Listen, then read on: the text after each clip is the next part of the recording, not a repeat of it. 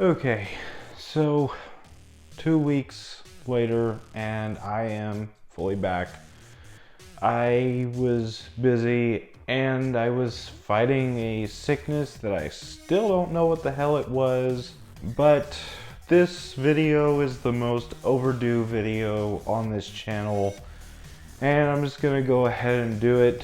So let's go ahead and jump in. Dexter New Blood is the newest mini-series that was made to wrap up the loose ends of Dexter Season 8.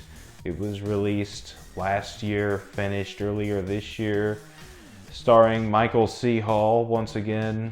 And like I said, let's just go ahead and get into it. Starting with the good, and there's a few things I liked in this. First of all, Michael C. Hall, great as Dexter in this season. I really like his whole story of trying to keep it a secret that he's actually Dexter Morgan. I thought that was a really interesting story for him. I really like the kid who plays Harrison in this season. I don't know the actor's name, but I thought he did a great job. And honestly, a lot of people complain about how Harrison is in this season. They say he's too mopey or whatever, but honestly, with everything Harrison Morgan has been through in the short time that he's been alive on this show, it kind of makes sense for him to be the way he is in this season. And I also like Dexter trying to reconnect with him throughout this season. I thought that was a really nice touch. I have Clancy Brown in this season as the main villain. Kurt Caldwell, I believe the character's name was, the runaway killer. And I thought he was actually a very interesting villain. He's not an original villain by any means, but he's still a very good villain. He kidnaps these girls, kind of like the ice truck killer, and he locks them away, and then he lets them go, and then once they run away, he guns them down, and then he mummifies them and keeps them in display cases. He's actually a very dark villain. Well, it's Dexter. All the villains are pretty dark, but still, I thought that he does a great job. Clancy Brown is very unsettling in the scenes where he's pretending to be a good guy, and I thought he does a great job in this season. And I kind of enjoy the story to this season. Like I said, it's Dexter living in a different town under a different name. You know, just trying to fit in, hide the fact that he's actually Dexter Morgan. I thought that was just a very interesting way to take the character after the events of the original series. And the kills, for as little as there really are, were really good. You get, you know, the classic kill table scenes. You get at least 2 or 3, I think. The scenes with Kurt Caldwell doing what he does, really interesting as well. And I really like the whole thing that sets this whole season in motion is Dexter killing Kurt Caldwell's son because he killed a deer that he had grown an emotional connection to. And that's really something very Dexter-like for killing someone like Kurt Caldwell's son, who was also very problematic before that, mind you, but either way. But that's about all I have for the good here.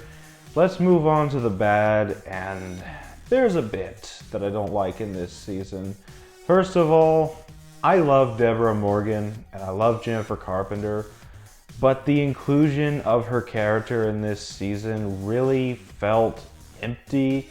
I get they were trying to make her the new Harry Morgan. I don't know if James Remar wasn't available for this season or not, but they were just making Deborah the new ghost voice of reason that Dexter's seeing throughout this season, but it just does not fit the way Harry Morgan's ghost in the original series fit. So I just didn't really care for the inclusion of that in this season. Another character I really love is Angel Batista, played by David Zayas. And I'm not saying that David Zayas does bad, just like I was not saying that Jennifer Carpenter did bad as Deb in this season, but Angel Batista was really just shoehorned into 2 episodes to have another character cameo from the original series, which doesn't really tie in because there's no payoff with what they set up with this character in the final episode. So there was really no reason to have Batista in this season whatsoever.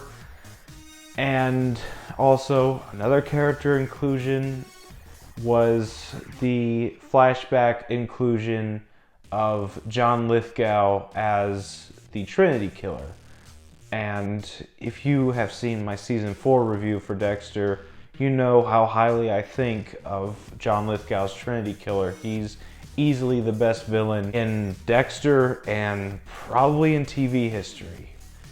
And they work him in to a 30-second scene halfway through the series where Harrison somehow remembers his mother getting killed when he was only like 9 months old. And he somehow remembers Arthur Mitchell's face perfectly. And they can bring back the Trinity Killer as a ghost, sure, whatever.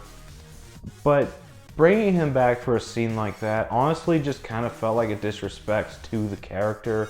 And John Lithgow does great in those 30 seconds, but it just felt pointless for bringing him back for that one 30-second scene. And for the last few episodes of this season, the story really begins to fall apart. Dexter's girlfriend, who is the local sheriff, starts to put pieces together after meeting Batista at a police conference somewhere. And it just really bothers me that a small town cop was the one who figured out Dexter's entire secret. But the FBI, Maria LaGuerta, James Dokes could not bring him down, could not figure it out. James Dokes did technically figure it out, but he died, so he wasn't able to bring him down. But either way, it just does not make sense that a small town cop was able to bring down Dexter while the entirety of the FBI was not able to. It just doesn't make much sense to me on why they did that. And I'm just gonna go ahead and get this last one out of the way, and it's the ending to this season. It is absolutely terrible. I'd probably say this is worse than the season 8 ending, honestly, because yes, Dexter dies in the finale of this season. And I can get behind an ending where Dexter dies, but not the way it was executed in this season. Because the way they execute it is he gets arrested because he's found out. Then he decides to A, break the code and murder the cop who is guarding his cell, try to run away, and then have Harrison shoot him so Harrison can live a normal life. That makes no sense to me, because that's not Dexter.